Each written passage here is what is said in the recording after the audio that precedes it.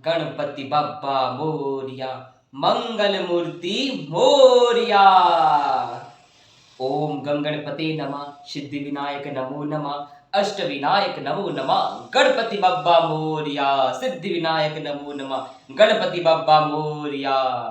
गणपति बप्पा, आज गणपति बप्पा का आगमन सभी के घरों में, सभी सनातनियों के घरों में गणपति बप्पा का आगमन होने वाला है। कुछ ही देर में भगवान गणपति भगवान को हम अपने घर में लेके आएंगे और गणपति जी का नाम विघ्नों को हर कर गणपति जी जब विसर्जन होता है तब तक पूरे गणपति जी हर लेते हैं। मेरे प्यारे भक्तों, आप सभी गणपति जी को लेकर आइए, गणपति जी की पूजा आराधना वंदना खूब प्रेम से कीजिए और खूब हर्षोल्लास से खूब बनाइए। बहुत विशाल भव्य त्योहार है हम सब सनातनियों का।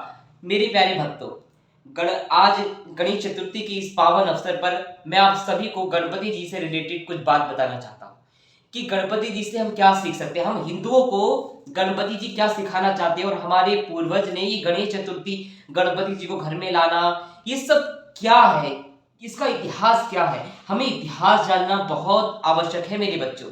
तो चलिए गणपति जी का नाम लेकर हम लोग इसका इतिहास जानते हैं और गणपति जी से आज कुछ ना कुछ सीख कर जाएंगे। और अभी से जितने भी गणपति जी जब तक विराजमान हैं, मैं आप सभी को गणपति जी हमें क्या शिक्षा देना चाहते हैं उनसे ही आपको एक ना एक शिक्षा अवश्य प्रदान करूंगा। मेरे प्यारे भक्तों, बोलो गणपति बप्पा मोरिया, मंगल मूर्ति मोरिया। गणपति जी को क्या चढ़ता है? सबसे पसंद गणपति जी को क्या है? लड्डू। अब लड्डू को आपने देखा होगा तो लड्डू हमेशा छोटे छोटे दानों से मिलकर बनता है, वो छोटी छोटी बूंदियों से मिलकर बनता है। जब वो छोटी छोटी बूंदियां एक जगह इकट्ठा होकर उसको जब दबाया जाता है और इकट्ठा कर कर एक गोल लड्डू बनता है। छोटी सी बूंदी अब कितना विशाल रूप धारण कर लिया है। उसी प्रकार गणपति जी हमें क्या सिखाना चाहते हैं? जैसे ये बूंदी का लड्डू छोटे छोटे बूंदियों से बना है, उसी प्रकार आप सभी हिंदू भाई एक साथ इकट्ठा होकर एक साथ इकट्ठा होकर सनातन के लिए कार्य करो, राष्ट्र के लिए कार्य करो, तब भारत देश विश्वगुरु बनेगा और तब सनातन धर्म आगे बढ़ेगा। आज यहाँ पे कहीं नहीं लिखा जात पात से ऊपर उठकर सोचो, राष्ट्र के लिए सोचो। गणपति जी ये सिखाना चाहते हैं। सनातन धर्म में कहीं नहीं है मेरे बच्चों की कोई छोटी जात का है, कोई ऊंची जात का। अपने अपने कर्मों से व्यक्ति उच्च कोटि का बनता है। जात पात नहीं है, उच्च कोटि का बनो मेरे बच्चों, वही है। और जो ये जात पात के नाम पे भड़काते हैं ना, तो पहले तो इन विधर्मियों का हलक में से जबान बाहर निकाल दो कि बोल ही ना पाए। जात पात बिल्कुल नहीं, किसी से कोई द्वेष नहीं। तुम हिंदू हो और हिंदू ही रहोगे, हिंदुस्तानी हो पहले हिंदुस्तानी ही रहोगे और कर्मों के आधार पर तुम श्रेष्ठ बनोगे।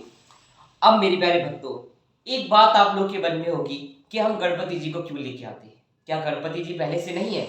तो मेरे प्यारे भक्तों, आज गणेश जी का जन्मदिन है। आज ही के दिन माता गौरा ने जब गणपति जी का विग्रह बनाया था और भगवान शिव ने जब गणपति जी का धड़ से अलग कर दिया था, तब आज ही के दिन भगवान शिव ने हाथी का सिर गणपति जी के धड़ से लगाया था।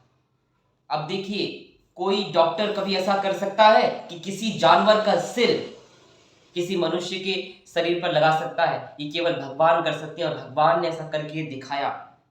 इसके बारे में मैं आपको बाद में बताऊंगा। पहले ये मेन बात जानिए कि गणपति जी को जब हम लेके आते हैं तो क्यों? हमारे पूर्वजों ने ये सोचा, जब मुगलों का आतंक बहुत ज्यादा बढ़ गया था भारत देश में और कहीं हिंदू नहीं बच रहा था, तलवार की नोक पर धर्म परिवर्तन कराया जा रहा था, शिखा जनेऊ धर एकदम उड़ा दी जा रही थी, तब हमारे सभी बड़े बुजुर्ग और सभी ऋषि मुनियों ने, साधु संतों ने सोचा कि हिंदू एक नहीं हो रहा है, क्योंकि हिंदू समाज में जयचंद जैसे लोग पैदा हो रहे हैं।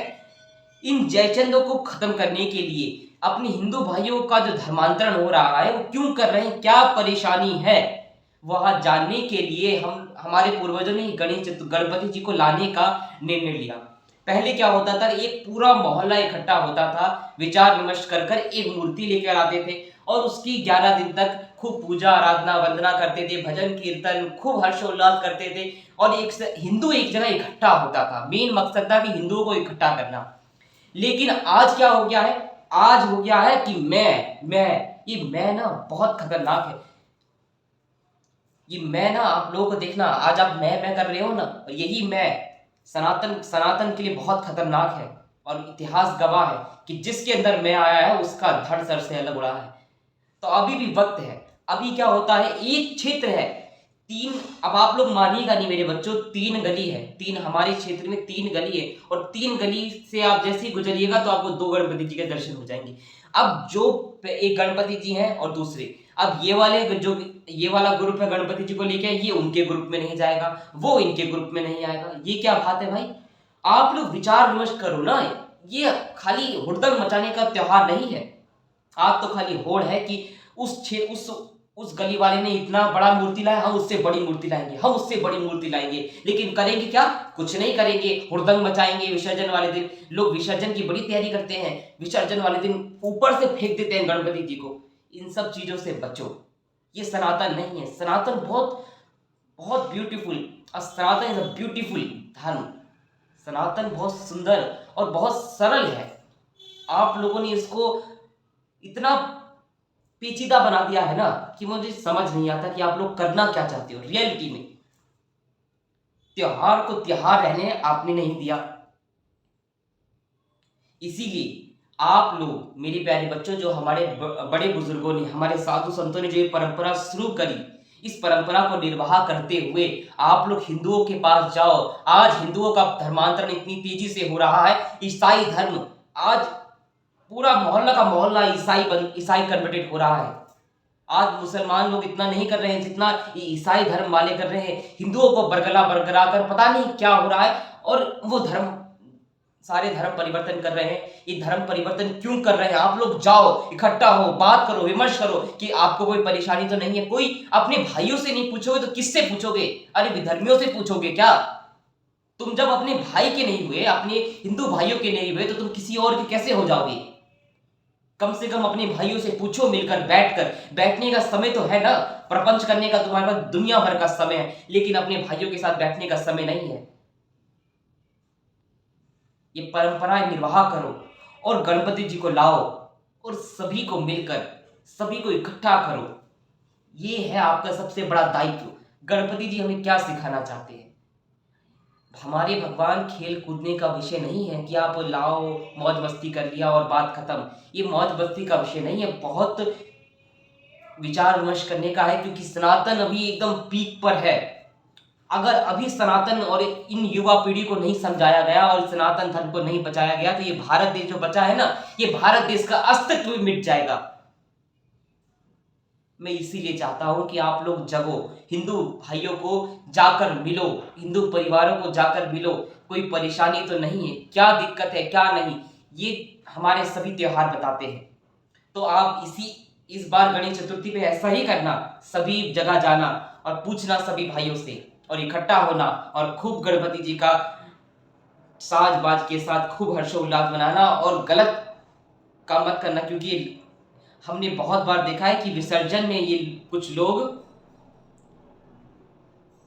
तो आप लोग खूब हर्षोल्लास से भगवान को लेकर आओ और खूब उनकी पूजा आराधना वंदना करो, खूब कीर्तन भजन करो, नाम संकीर्तन करो और प्रभु को खूब गुणगान गाओ। और प्रभु से यही प्रार्थना करो कि प्रभु हमारी इस भारत देश की रक्षा करना, सनातन धर्म की रक्षा करना, हिंदुस्तान में रह रहे सभी भाइयों और सभी बहनों की रक्षा करना।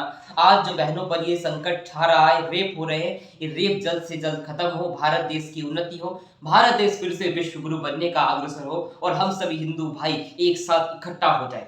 हम किसी धर्म के, किसी मजहब पंथों के विरोधी नहीं है। सब अपनी जगह ठीक है, आप लोग अपने धर्म को मानिए, अपने मजहब पंथों को मानिए, अपने भगवान को मानिए, लेकिन मेरा काम है मेरे हिंदू भाइयों को जगाना, जो वो इधर उधर भटके। आज वो ना इधर के ना उधर के हैं। आप लोग समझो मेरे भाइयों मेरी बहनों, समझो।